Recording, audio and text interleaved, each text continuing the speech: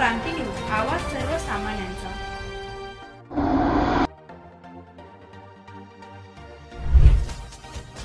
राज्यातील सोयाबीन उत्पादक शेतकऱ्यांना मोठा दिलासा मिळाला आहे, कारण केंद्र सरकारने 90 दिवसात 13 लाख टन सोयाबीन हमी भावाने खरेदी करण्याचा महत्त्वपूर्ण निर्णय घेतला आहे। यामुळे राज्यातील सोयाबीन पिकवणाऱ्या शेतकऱ्यांना मोठा फायदा होणार आहे। शेतकऱ्यांनी पिकवलेले सोयाबीन नाफेड आणि SCCFच्या खरेदी केंद्रांवर खरेदी केले जाणार आहे।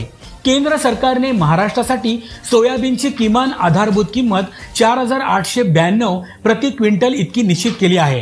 केंद्र सरकारच्या या निर्णयामुळे सोयाबीनला चांगला भाव मिळण्याची आशा निर्माण झालेली आहे।